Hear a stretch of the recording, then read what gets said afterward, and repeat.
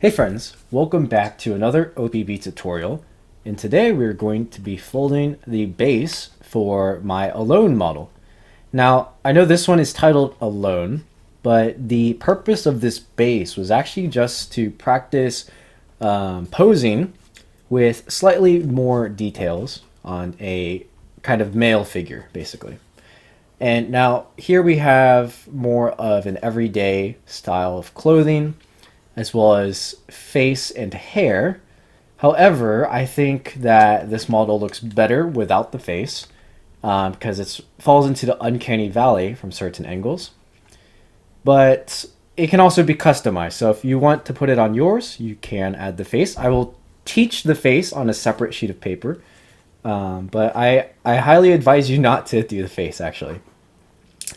And then other than that, even though it's kind of like everyday clothing, there's definitely enough space that you can probably even turn it into like a medieval knight.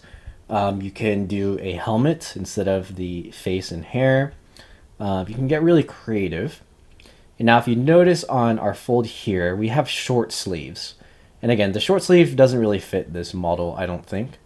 On this one, we're going to be doing a long sleeve version. And the only difference on the crease pattern is the position of this 1 unit flap that points upwards. And so basically, if you want it to be short sleeve, you will fold it down here and have the 1 unit flap along this.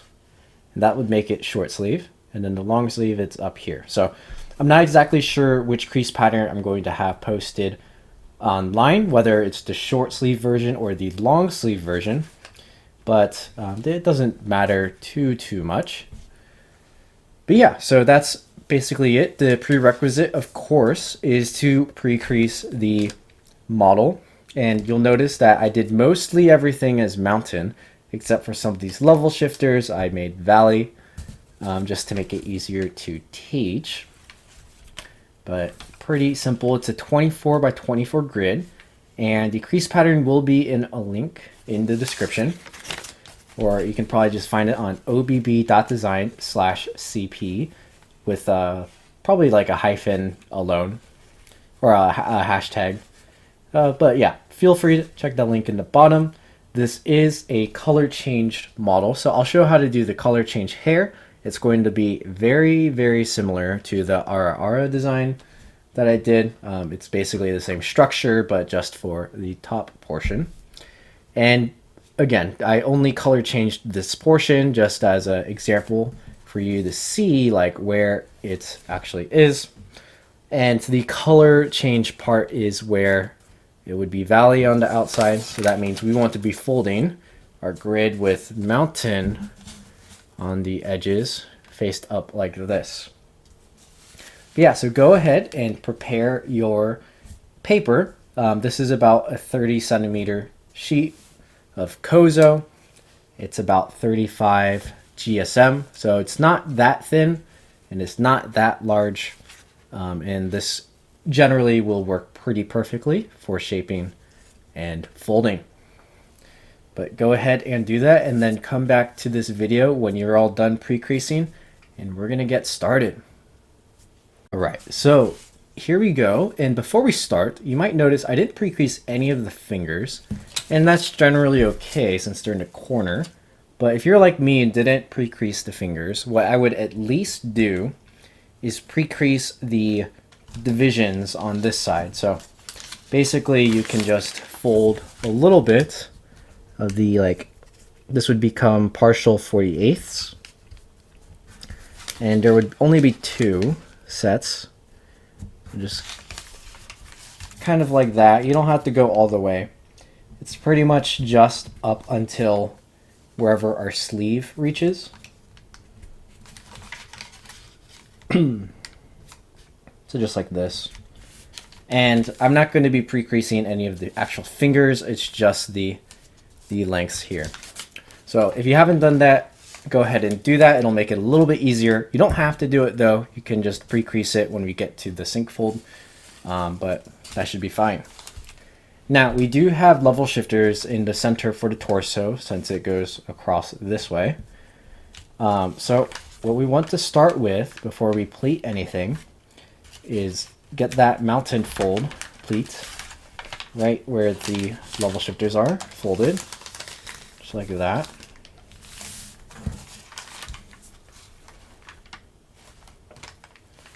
Right, and on the bottom it's going to be a little bit weird because normally we would have our crease going across like that, but because it's intertwined with the legs, we don't really need to do that.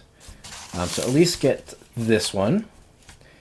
All right, and continuing from here, we're gonna want to pleat kind of like what we did on other models, just all the way to the middle. So if you haven't watched the RRR tutorial, basically we make just a stick by folding all of our grid units back along the center, and then we go from there. So go ahead and do that.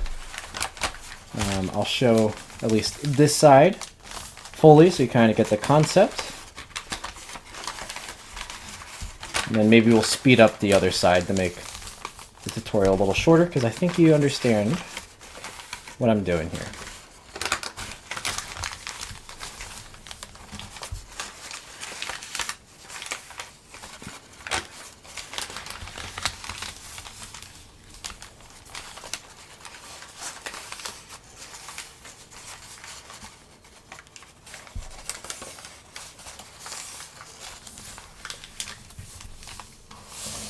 Alright, so we have one side done. Now we're going to do the other side as well.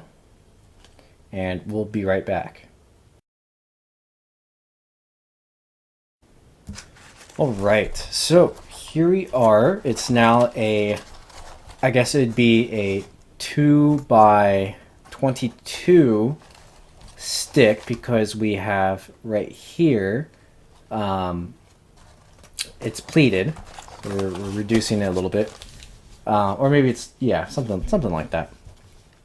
But basically, it's all in a stick like so. And now we can start collapsing. And normally we would do the level shifters first, but we're going to start to collapse the legs in a little bit, and it's going to make it so we can actually do the bottom level shifters as well.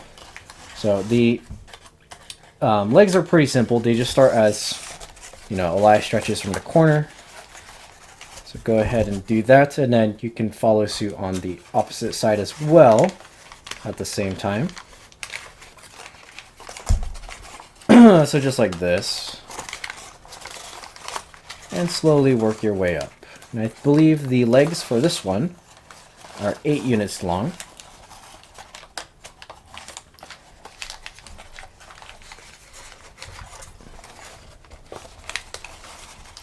And you'll notice that over here we actually have some hinges.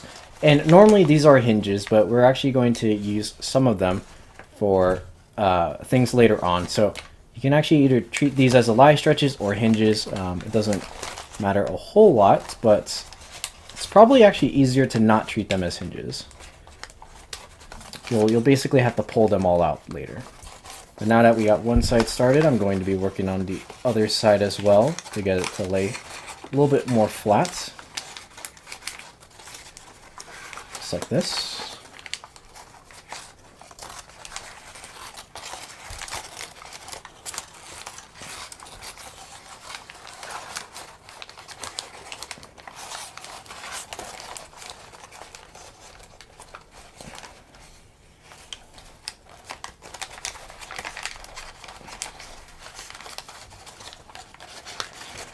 And keep working your way up.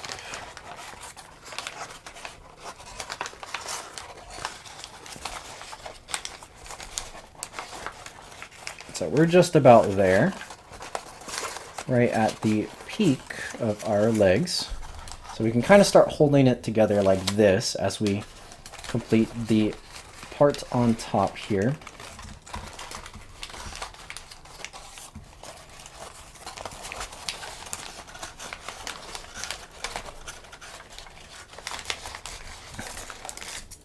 And just getting basically the paper to obey us.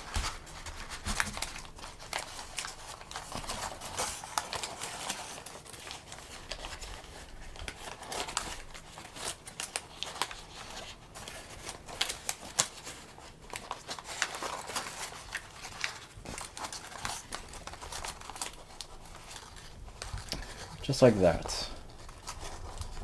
So we have like 2 flaps right here, and then we have like this longer bit on the bottom, and this is going to change in a little bit. These are going to change in a little bit as well. And then we have the top of our level shifter here. And so the first thing that we can start with is the innermost level shifters, because it's going to be a little bit easier. And we're going to have to unfold quite a bit because we actually want to find our bottommost one right here. So here's one level shifter. And we can just start creasing along that.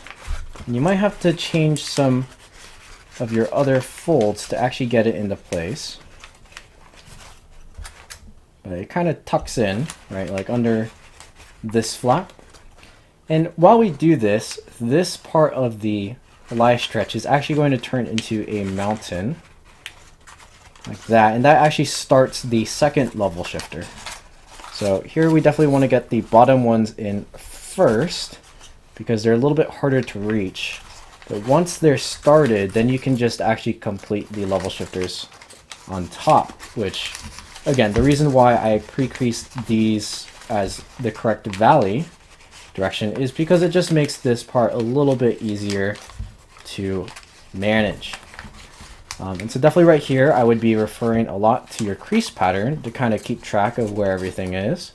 But as you can see, I just did those 2 level shifters on top simultaneously, and that will let me do my level shifters on the bottom also quite simultaneously.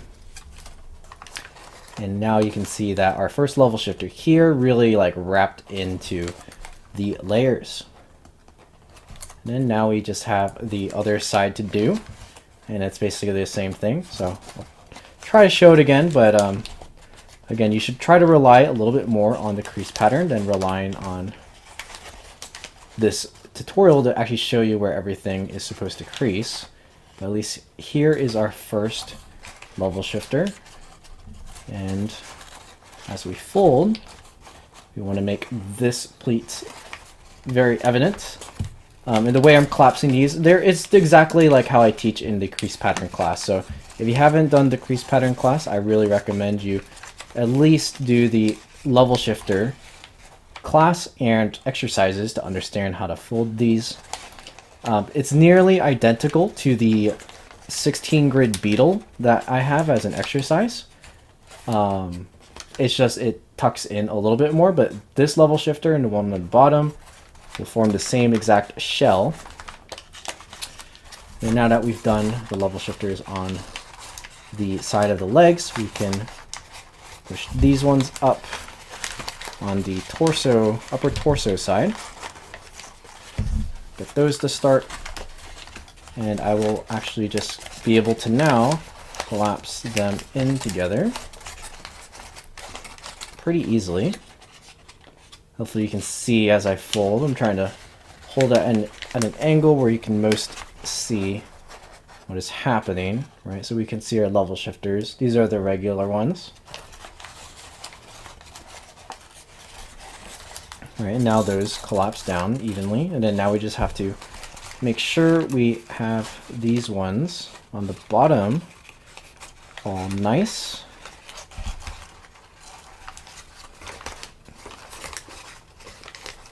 Like that.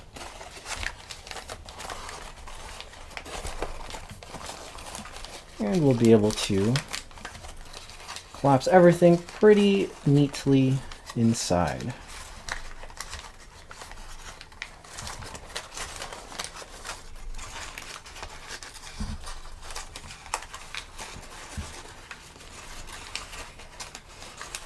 Looks like this part got a little bit stuck.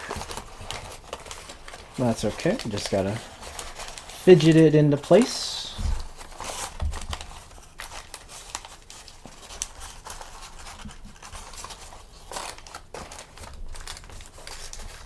And there we go. Just like that. So now we have our level shifters, and if I pull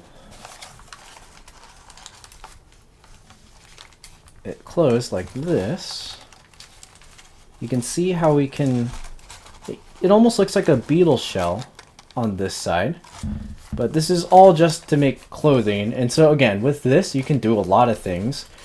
Like you can pull this down and make it into armor and have a piece in the middle. You can change up these level shifters a little bit. Anything you can really fit. Underneath here, we even have more flaps that you can pull out if you want to make more details. There's a lot of room, but for now, we'll keep it at this. Now, the last thing we have to do is really correct the legs. So as they are here, you notice that our hinge is stuck in the middle, like right there. So we actually lost a little bit of our leg room.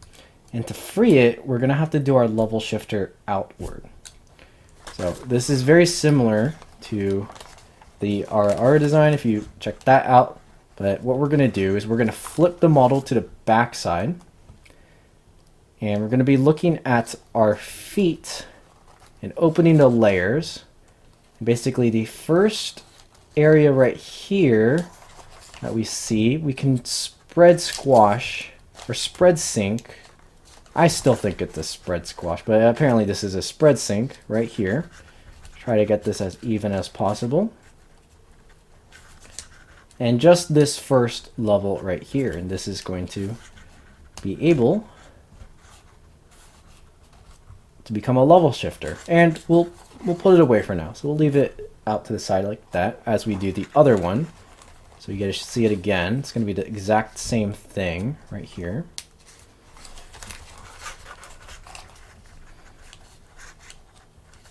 Very gently.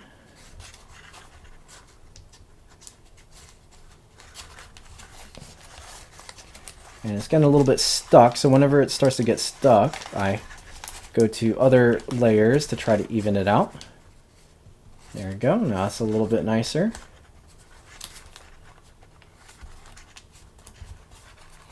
Boom. There we go. We can close that back up. Flip it back to the front. Now we're going to do a little bit of tricky moves to get this level shifter. Alright, so we're going to be doing the level shifter now. And it's either an unsync or a closed sync, depending on how you view it. So let's work on this leg. So this is on the left side when I hold it like this, but this is the right leg. We're going to open up, and again, keep your orientation right. This is towards the torso. I'm opening up the flap here. You can see where our spread sync went is inside this cavity. We're going to want to unsync that crease, just like so. And the rest of the unsync goes up to our Elias stretch here, which it inverts a couple creases and creates this shape as our level shifter. Now, like I said, it can either be a unsync or a closed sync, and so it all depends on which direction you look at it from. So the direction we looked at it from this side was unsync, but if you want a closed sync, basically you just look from the bottom layer, and now we see this section, and this is what we're going to close sync. So if we go like that, then it looks like a closed sync. And as we complete our closed sync, once again, right where our Elias stretch originally was, we are having some inverted folds, and it pulls up like that. Now, our unit is still trapped here, but because we did that level shifter, we actually have pre-creased another kind of transition unit that's going to create a 1 unit flap forward, and it's going to free our hinge right there. And so again, you should have this pre-creased, but it's going to be right next to our shifted legs. And you're going to have to do both at the same time. So there's one over there, and there's one over here. Just like that.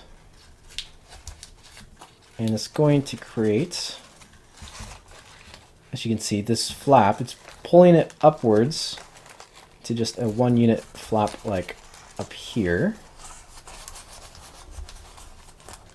And close it up like this. We can actually even just lift this up for now. And now you can see that our hinge for our thighs are fully up to where our torso is. And that's what we want. And again, you have these extra flaps here, which you can turn into various details.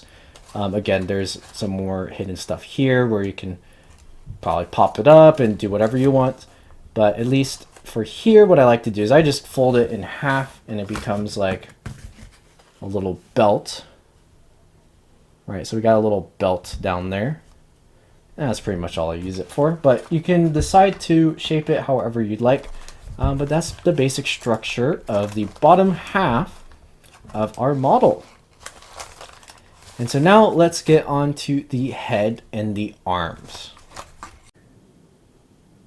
3, 2, 1, restart. Start. All right, so we have our torso and our legs pretty much all done. Now, what I like to do before we get into the arms is actually we're going to make some fancy transitions here to allow the arms to have more freedom at their hinge. And then we're going to shift even more to make the back details a little bit nicer, and you can potentially closed back if you would like.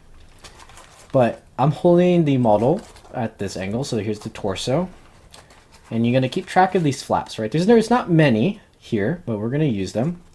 And we're right along this level shifter we have here is where we're going to start to open. And what we actually want to do is make a transition where basically a valley fold will form right here through this pleat.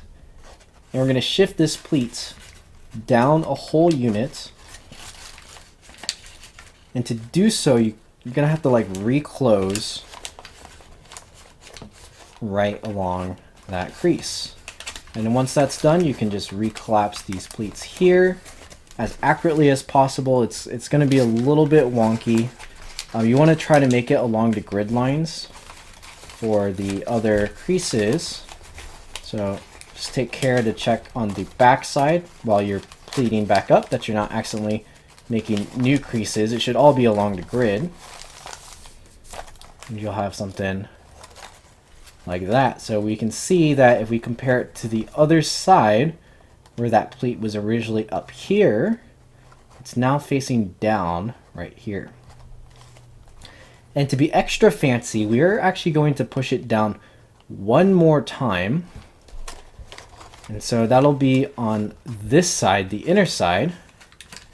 It's going to be the same exact maneuver, but like from this pleat. But at this point, it doesn't really matter which exact pleat it is, as long as it's not the one on the edge. And as you can see, when we do that, it now pushed the pleats all the way down here instead of up here. And there's one more fancy thing we're going to do, and this is actually going to happen along this edge. So this is the first mountain fold. Is with that pleat, we want to open it so that along the outermost mountain, we fully have it all mountain. And then all from here, we just want to close it back up. And it doesn't really matter how.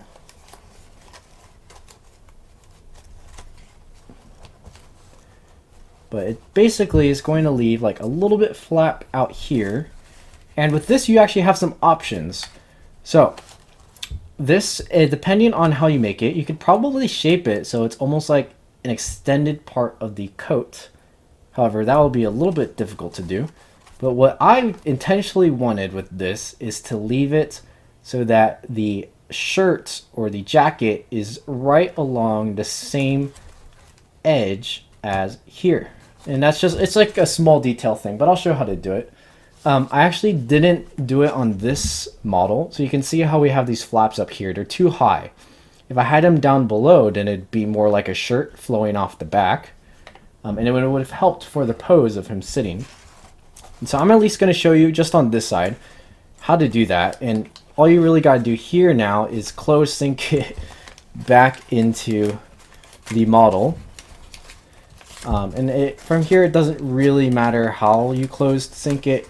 It's like a little bit mushy, but or you can just like shove it into the layer above where it's not really like a closed sync, but it'll be something like this, right? So it's just a purely aesthetic way to go. But now we have our 1 unit flap like up here, which is in line with the rest of our clothing options. So like this and here. And then now what I would do is, and again, I said this is just a collapse tutorial, it's not a shaping tutorial, but if we were shaping, you could fold this model, or not, this flap, this level shifted flap, in between these layers like this, and it'll kind of lock right there into the rest of the model. And that is how our jacket is generally formed, and it hides all the other pleats around it, so it makes it a lot cleaner of a kind of model. But yeah, that might have been a little bit too much to show in this tutorial, but that's like an option of what you can do. You can completely ignore it if you want, but at least all you really need is the first pleat to go down, just at least one level, and this is so that the arms won't run into this pleat when we fold them and shape them. So I'll just show the simple version on this side, which is just to fold the pleat down by 1 transition unit like that, and that's all you can get away with just that. But yeah, there's not too much of a difference. It's just if you actually want to use some more stuff back here, you do have options. You don't have to leave it all blank. But that was that section. Now let's actually get to the arms and the head. So we're going to want to fold our arms. And we do have like a bunch of pleats up here where the fingers are going to be, but we want to ignore those for now. Without any of the fingers, basically, the pleats will just fold Mountain Valley up until this point, and then we're going to start folding the head. You just want to find where your crease pattern, or where your pre-creases are. It's a little bit hard to see on mine because I have some paint going over, and I actually have some creases that I've messed up. I accidentally pre-creased everything like a unit to the side at first, so I had to make some corrections. But hopefully on your paper, it'll be a little bit easier to see where your pre-creases are. But you're just gonna follow suit. And I like to do both these arms at the same time so that the face can form all at the same time. And it just makes it very easy to fold, I guess. So here we have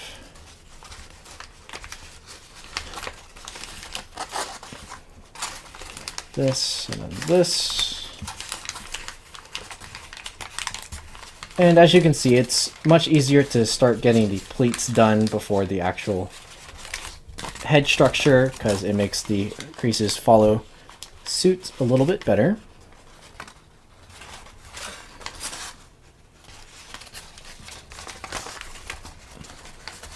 And match it up on the other side.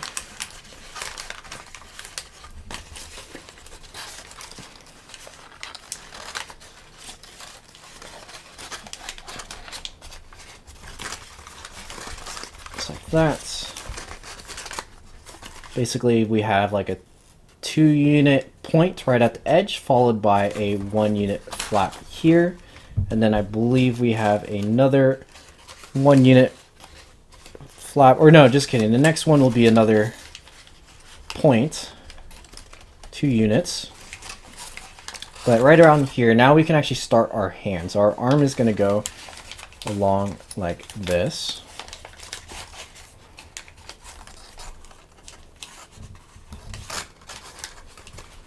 And then for sleeve, we have that 1-unit flap that's right there. And then the rest is just normal Elias stretch stuff. Pretty simple. I'll just try to show how I would collapse it on camera, so you can maybe refer to it if you get a little bit stuck, but this is probably the easiest part of the collapse. So if you've made it this far, this should be no trouble to you. It can start as just regular Elias stretches, nothing too crazy.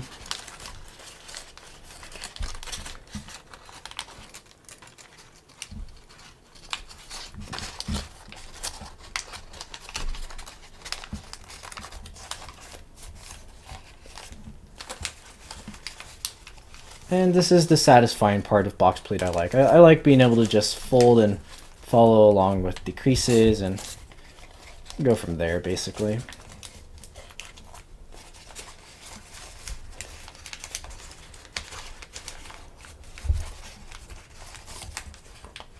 Just like that. And then once this is fully collapsed, I'll quickly run back over the flaps that we should have so that you know if you did it correctly.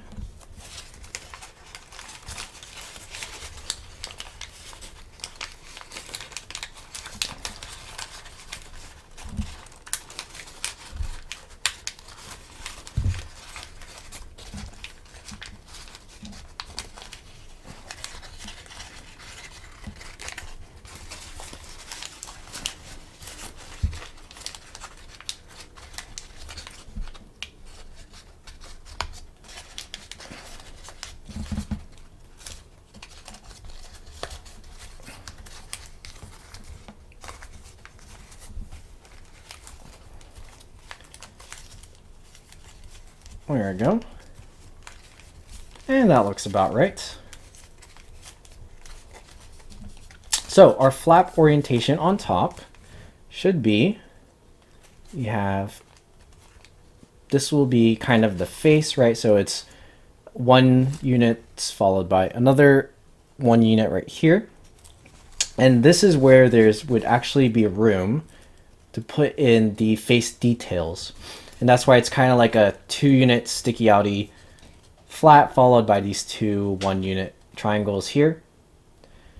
So we can just kind of fold that down like this. So you can kind of see how it's like a face. Then there's this part, which this would act as the eyebrow that comes across here, but you can use it to shape other things like a helmet. And then we have this final flap on the edge, which you can kind of see through, will be the color change for the hair.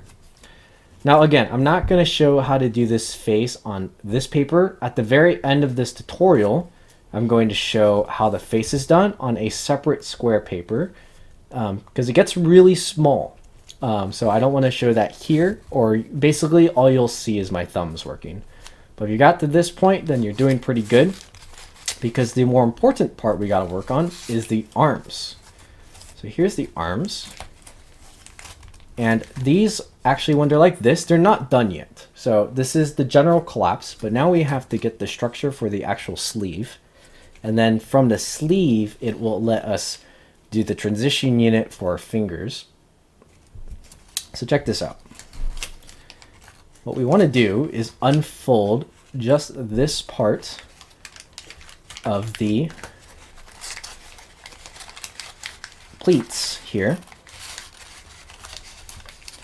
and make it a mountain fold where our 1-unit flap is. And you notice I didn't pull it all the way out.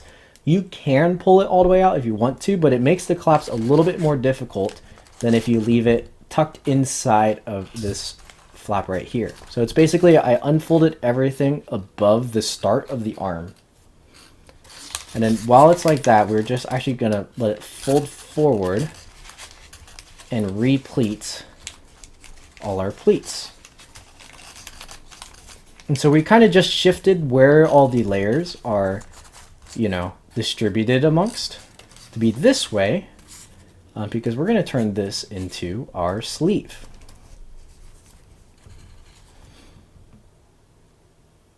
Right? So now from here, this is actually going to be very similar to what we did to get this 1-unit flap out here. And that would be to pull open right along that edge and make the whole thing mountain right here. So I'm increasing this mountain crease from the edge all the way, and it's going to introduce 2 valley folds, basically, like that, to get it to collapse. So there's one here, and then maybe one there. And as you fold down, you can actually let it overhang like that, and then it'll valley fold back up like this, right? But there's a couple, basically there's a couple different orientations this could go. Let me think about, yeah, where it should be for now. I think this is fine for now, like this. So you can see it's orientated like that. I don't think it matters too much, as long as it can fold down like so. I guess to make it easier, actually right here, if you're looking at it like this, we want this flap to be split like that. And I think that would make the most sense for the next part we're going to do. So it's almost like a preliminary base has been folded into just this little unit right there. So you might have to rewind that a little bit to see what I did, but the basic concept is just this structure here, and then you kind of just manipulate the layers right there to make like a squash fold down, and it should look like that. So now this becomes the sleeve. And here we go with the fingers. And so the reason why it makes it easy if you pre-crease the divisions on this side already is because now I can just close sync this layer like this. And if you didn't pre-crease this, then you would just have to pre-crease it and then close sync it. But I prefer not, like it's kind of hard to pre-crease with all the other flaps in the way. But right now we have this closed up like that. We have our sleeve, and then we have 2 half flaps right here, which now we will be able to get 5 fingers out of that flap. And that's the little transition there. It's a little bit wonky, but it's not too bad. And then I think the only other thing to do really is fold the arm down, and we're going to fold the hinge. So the hinge for the arm should be out to the side like that from the back. It's like this. Right, and the reason for that is actually because you can now open up the top layer, and because we did this weird transition thing, we have more room for a sleeve.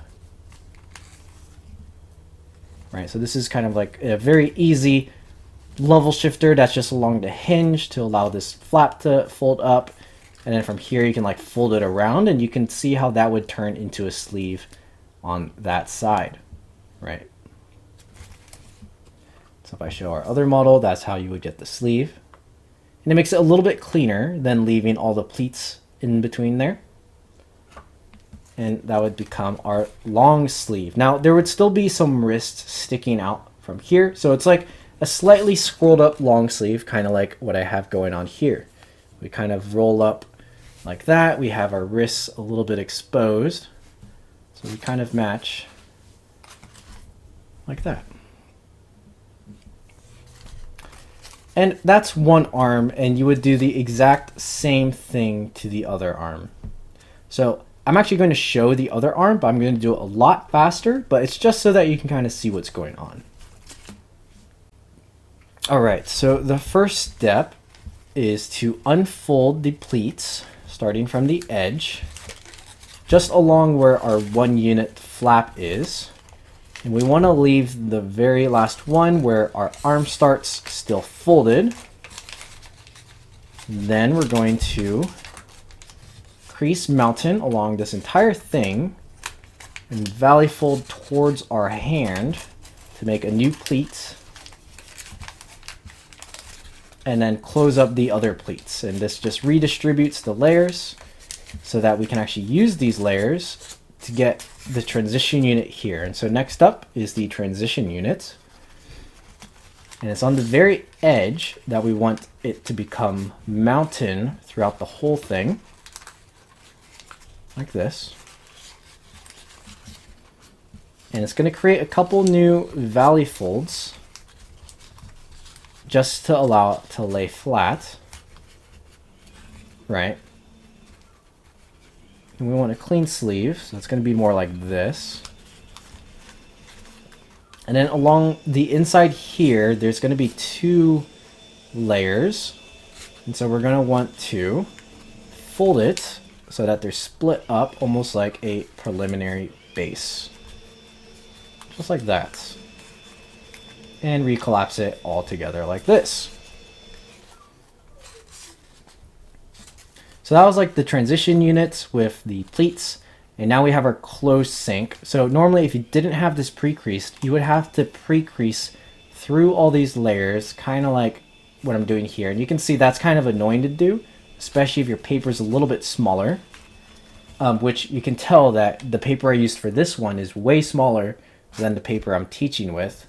But it's turned out to be a pretty good size. So again, if you go with a smaller paper, this is going to be a lot harder if you didn't pre-crease it. But from here, you're just going to close sink the corner along your creases like that. It's a pretty easy close sink, actually. It's not too bad because it's so close to the corner. And you're going to fold everything back up. You're going to make sure the arm is folded down. We're now looking at the back side. We want to valley fold our arm to the side like that. And the reason we do that is because by doing so, it gives us space to do like a free level shift along the edge in order to get our sleeve 2 units long, like that. And now we have our both arms with our sleeves and then our hands and enough flaps for the fingers. All right, so we are back, and now I'm going to show the color change, because I think that's pretty much all we have left. I don't really need to explain how to do the fingers. They're just reverse folds, right? So we don't need to cover that. That should be fine. Since it's uneven like this, I do recommend actually for the wrist, it should be thin, so you just fold the whole layer in half when you shape it after you do the finger units. Again, pretty generic there. And if you don't know how to do that, this is your time to try. It's not too hard, but let's get this color change going. And again, what's going to happen is because we have this hinge here, we can actually shift out our layers around. Now it might get a little bit tricky because this is technically an unwrap fold. So you want to be really careful when you're doing this because you don't want to tear the paper. So what I'm going to do is just where you see the color change on mine is all that we really need to unwrap. So we're going to have to unwrap around here. And since things are kind of collapsed, that's what just makes it a little bit riskier to do. So I'm going to be really careful as I push the corners into unwrap. So like an unwrap, you can kind of close sync parts of the model and that will like basically unwrap a layer around, at least with the structure along the edge that we have here, like that. So you can see like the arms have pretty much opened up quite a lot for me to do this unwrap just to make sure it's safe, but it's just on the top layer.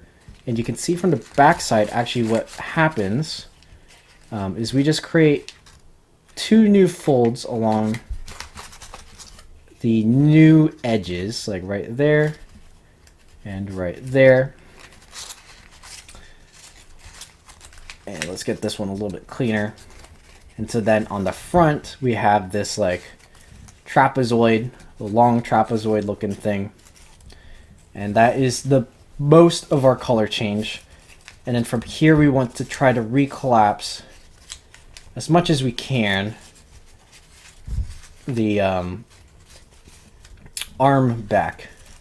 Now, because we unwrapped the layer here, we actually have to mount and fold this entire flap back around to actually get it to lay flat like that, because since we already technically used that hinge, it's going to be in the way. But however, when you shape it, it's kind of like, you know, it's a little bit free form, but you have now enough paper to like re-wrap around after you start shaping the hinge around. And then you have this pocket up here where the face will go to shape out the hair. And again, the hair doesn't need to like be this long because we're going for some short hair. So let me just pull this one up for some reference. Right, so you can see this would be like the weird mush transition for the arms stretching up into the hair. And then the hair is also just kind of crumpled along the top. So where the crumpling actually happens is when you lift up this pocket, you have like a box shape like this that forms. And this is just along the grid. And this is where you would crease and like fold down to get that kind of crumpled shape on top here. And then another thing just to point out is that with our face needs to be really small, you know? I think it's, you can look up the proportions of face to body, but our face is approximately gonna be like just a little bit above 1 unit large. So as you can see right now, it's like a full 2 units large. We barely want our face to be a unit large. So it's gonna be like that big, ideally, after we shape everything out. So even on this, you can see how small the face is compared to the rest of the body. It's even a little bit too large, and you can definitely tell it's too large when you look at the side profiles, where I wasn't able to shrink the head anymore, but maybe from this angle it looks pretty decent. But yeah, the proportions are a little bit off, so you really want to shrink the face as much as you can, which is why I say not to do the actual face details, but because it's able to, I will show you how that is done. But this is pretty much all you need for the model, right? This is all I'm going to show in the collapse, or this is basically what the crease pattern has for you. So definitely go ahead and use this to shape. You have very wide flaps that you can use to, you know, do different clothing. So you can switch it up. The legs should be long enough. You can make a belt. You can change up the clothes here, turn into armor. You can shift out the level shifters even more. The possibilities are really endless. The nice thing about this model as well is you have a lot of room for the neck. So the neck is very easy to make thin, because it should really be probably around here instead of all the way up top here. So have fun shaping that. And if you do want to do the face with the face details like the Alone model, then keep watching, because I'm going to teach that part next on a separate sheet of paper. For the ones starting here, I hope you have a lot of fun with this. Once you get the collapse down, you can complete it in under an hour. It's pretty quick since it's just a 24 grid. You saw how fast I basically did the arms. Like, it really doesn't take long to collapse one of these and go from there. But yeah, hopefully that helped. And thanks for watching. And also, just if you're wanting to do the face, I'll show the face. And if you don't want to do the face, click after I teach the face to see just some demo of how I shape this specific one. There'll be like kind of a little gallery with the Alone model as well. But yeah, let's get to the next part. All right, so I folded the face just from like an 8x8 grid. And so what this basically looks like, if I match it up to our folded one, it would be this. You can see, basically the similarities. We have this top flap up here, which would be for like the eyebrows.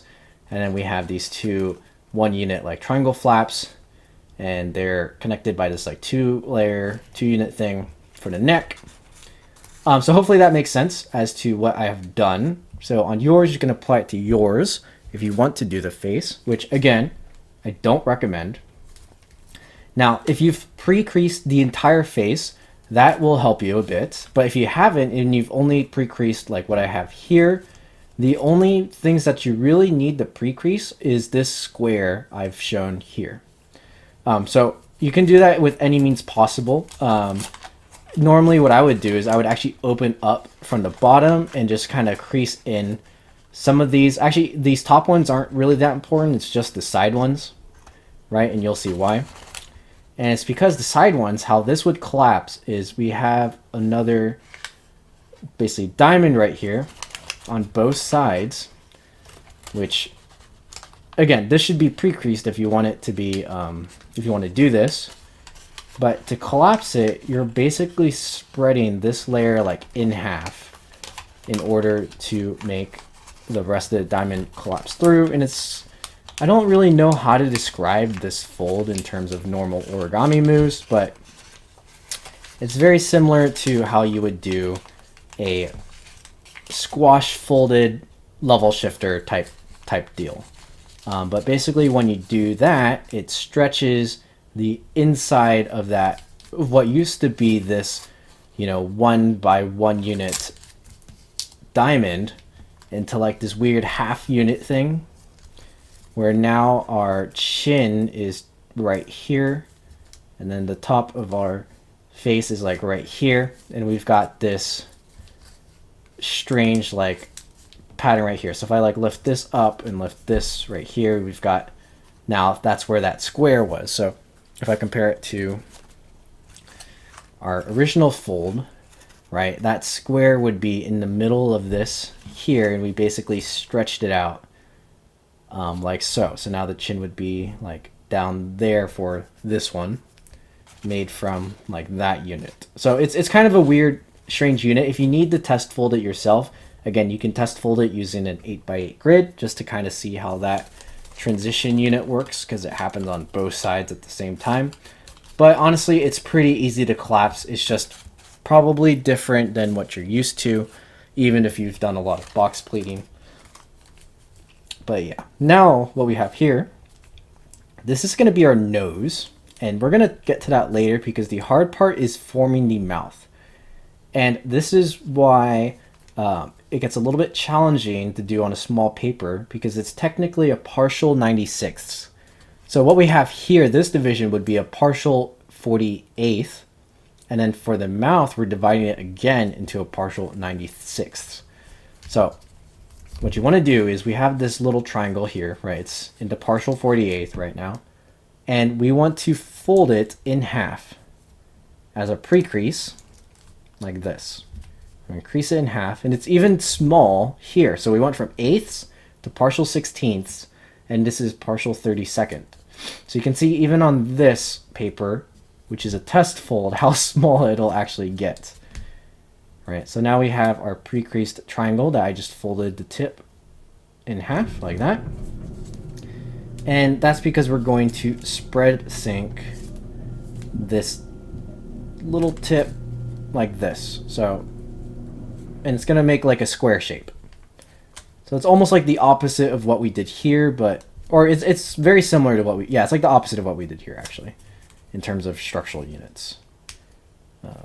So I'm going to try to be careful with this spread sync, but even with this Kami, like it's giving me a little bit of trouble. So I'm actually going to reach all the way underneath to just like poke at it a little bit. And this might be what you have to do to actually get yours to fit as well, or to fold nicely.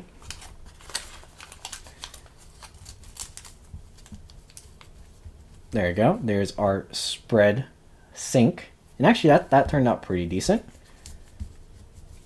And what I want to do now is we have these partial 96ths divisions here. We have two of them, right? So it turned from a partial 48th into a partial 96th. And we're going to be close syncing both of these little flaps. And that's what makes this challenging. And this is going to form our mouth, which is kind of a cool placement for our mouth. It's just kind of ridiculous to do, but it's not too bad. Normally what I would do is say we're going to start with the bottom lip. That means I want to fold up and then closed sync down. And that's probably the best way to go about it.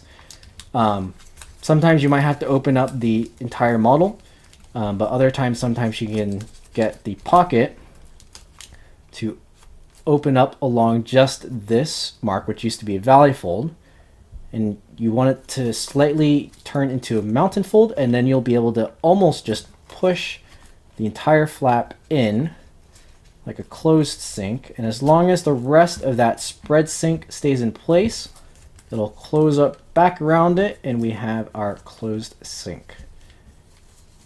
And so to be able to do this, this is definitely more of like how skilled you are at folding in terms of dexterity than it is like how complex you can fold, right? So if you're not used to being very clean or technical with really small folds, this might be really challenging. But with some fidgeting, you can probably get it done. It's not the most insane thing in the world, but you have to be patient. You know, it probably won't be as fast as how I'm showing it on this Kami. But as long as you understand what you need to do, you should be able to get it done. The second closed sink is always harder because you don't want to undo the first closed sink. So with this, you can see I'm nearly unfolding the entire middle part just so I can start that mountain fold where I want to close sink. And then after I get that mountain fold, I'm going to push everything back in and recollapse as best as I can to not ruin everything else. And we have our closed sinks to form the mouth. And it's kind of just like a slit in the mouth, but you can shape into lips or whatever. But this will probably be like way too small for you to actually shape. So it more just represents a mouth than is an actual mouth, right?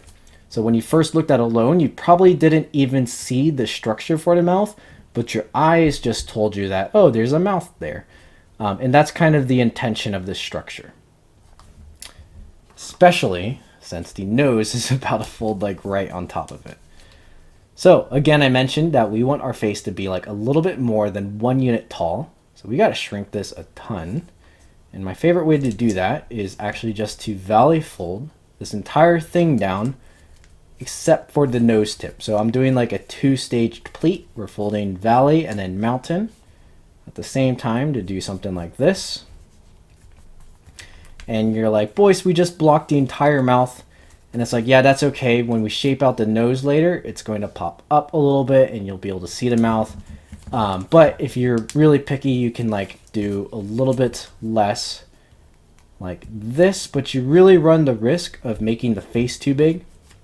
So you got to be careful, but we'll experiment like this for now. Right. So that pleat basically just didn't quite go to the half is all that happened. And this is mostly shaping at this point. So again, if there's no exact way to fold it, hopefully you are already comfortable with just shaping things in general. And this is kind of just a guide on what to do. Now for the rest of the nose, we need to shape it into a nose. So our nose would be like, let me draw it. Our nose will be kind of like, or what we want to achieve is something like that. It's not going to be exactly perfect, but that's what we're going for. To do that, we can just reverse fold this corner, or swivel fold, I should say, this corner from this corner. So let's put it here. So like this corner to wherever we want the bridge of our nose to be. And then as part of that swivel fold, you want to line up where our nose is. Obviously, you won't draw this on yours. You just kind of have to estimate it and then match it on the other side. So now I'm going to match it on the other side as much as I can, like this. And what this does is now these are our cheekbones. This is our nose. This is the bridge of our nose, and our nose is still a little bit too thick, so let me fix that. All right, so from here, maybe the black lines are getting in the way, but we can kind of get the shaping for our nose if we pinch the nose kind of like that. Right, and then we have cheekbones, so you can shape these however you want. If you want them sharper, if you want them softer. They're not in the perfect proportional spot, so it's kind of weird. But then the last thing to it really is the eyebrows, which is represented by this top flap. And so here you're just going to want to cover about like wherever you studied, or yeah, again, this is really up to you. There's no exact reference point, but this is where your eyebrows are going to have to be, and you want to just shape them. And this is what probably takes the longest to actually make it look like eyebrows. You're not, I warn you, do not actually make eyeballs with flaps, because it'll look really weird, or it'll look really scary. Now, if you want a scary looking guy, or like a goblin looking dude, or you want it to make it look like a mask versus a face, then you can actually just like fold these corners into flaps and make eyes like that. But again, it's kind of hard to do faces. But if you want, that's where your eyebrow line will be, kind of like here. But because our face, this is actually way too big, so we need to reduce our chin by a bunch. So our chin should actually probably be like, we fold this flap in half, or almost in half, and that's kind of like where our chin should be. And then we want to thin out everything else around it. So actually we can probably just fold these 45 degrees like this. Right, and then we want to thin out our chin by another half unit, and then replace our cheekbones. So hopefully by me showing this, you can actually see like how difficult it actually is to shape this out.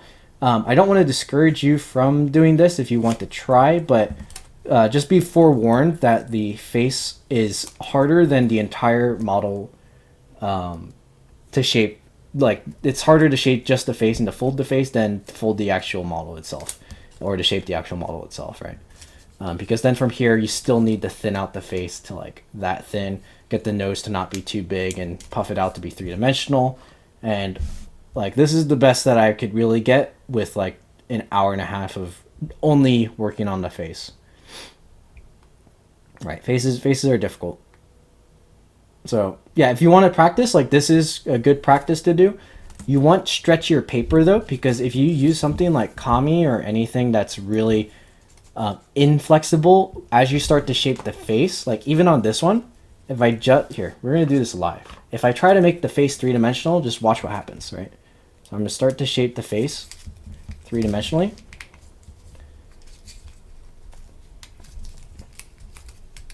Right? Okay, I guess it didn't actually happen like I thought it would, but normally the paper would like split right in between where you have the bridge of the eyebrows or the nose, or like somewhere in here. It basically just like weakens the paper a whole bunch, adds a ton of stress as you try to shape out the neck and the face, and oftentimes your paper will just explode. So yeah, make sure you're using like the proper paper. A stretchier paper like Kozo or Mulberry papers basically work really good. But be warned, face difficult, face very difficult.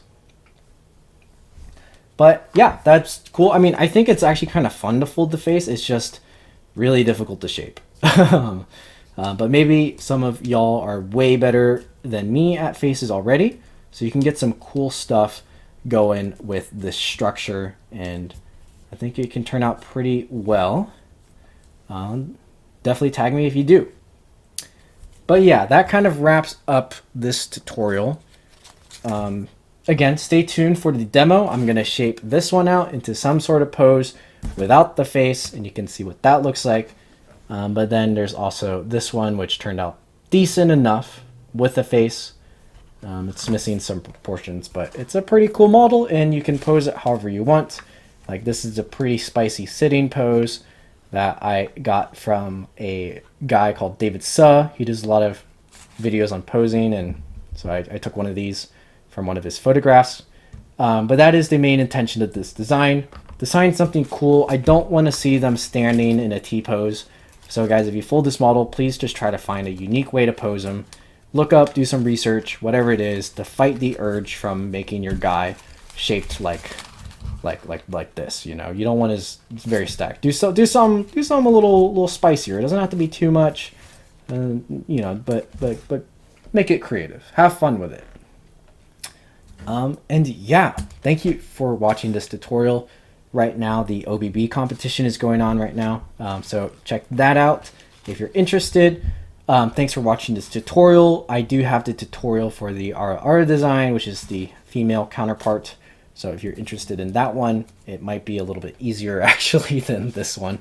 But these guys are kind of a pair, so it's kind of a cool set of designs to use as a tool and maybe make something pretty sweet out of it. Yeah, once again, you guys are awesome. Happy folding, and I'll see you in the next video.